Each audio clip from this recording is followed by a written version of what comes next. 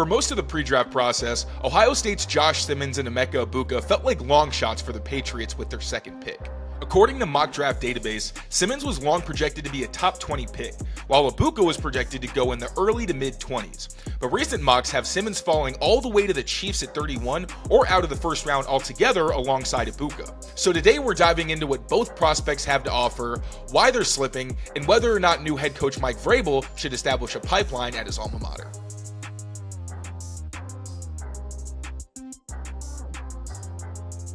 Ohio State's become a receiver factory in recent years, and Egbuka's their latest pro-ready pass catcher. The 22-year-old started for 3 seasons in Columbus, earning all Big Ten honors in each. As a senior, he was voted a team captain, led the Buckeyes with 81 catches, and topped Notre Dame to win a national championship.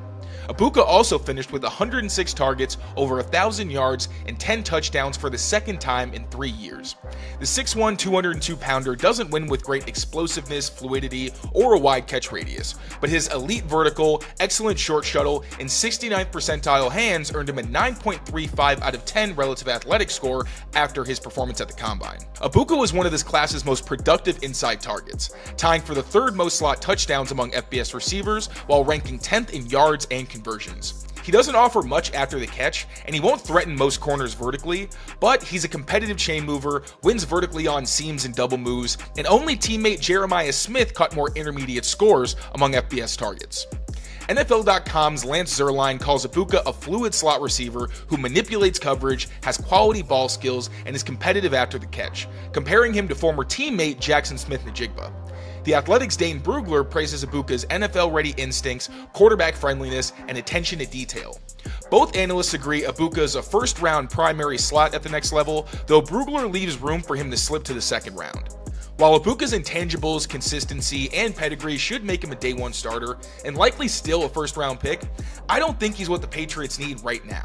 The offense already has a surplus of possession receivers, and Jalen Polk, who's reportedly taken well to coordinator Josh McDaniels' offense early on, brings a similar skill set with a higher ceiling. New England's passing game needs reliability, but it also needs speed and yards after the catch ability. If Egbuka falls to the 38th pick, I'd rather field trade offers and take the more explosive Z/SOT option, Jalen Knoll, who we recently broke down here on Patriots Press Pass.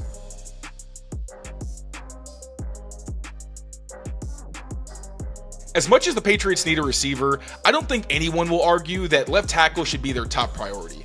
The 2025 class lacks 2024's potential star power, but Josh Simmons would have fit right into that talented bunch. The San Diego native stayed close to start his college career, attending San Diego State as a redshirt freshman before becoming the Aztecs' top right tackle in 2022. He transferred to Ohio State the next year and flipped over to left tackle, where he stayed until a knee injury cut his 2024 season short.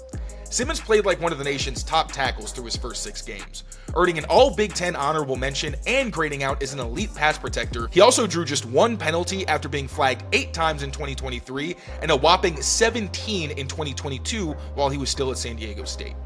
The 22-year-old lacks ideal height and length for a tackle at 6'5" with 33-inch arms, and his 10-inch hands are just 51st percentile among offensive linemen. But he's got a solid build at 317 pounds with an 82-inch wingspan, and he shows plenty of functional athleticism on tape. Offensive line expert Brandon Thorne praised Simmons for his size, movement skills, and play strength, giving the left tackle a second-round grade and comparing him to the Vikings' Christian Darrisaw. Lance Zierlein notes Simmons' fluidity both in the box and in space, NFL-ready slide quickness, and ability to put himself in winning positions as a scheme-versatile run blocker. Zierlein tabs the left tackle as a first-round talent, likening him to longtime Cardinal DJ Humphries. PFF had Simmons with 0 sacks or hits in just 1 hurry on 158 pass pro snaps during his final season.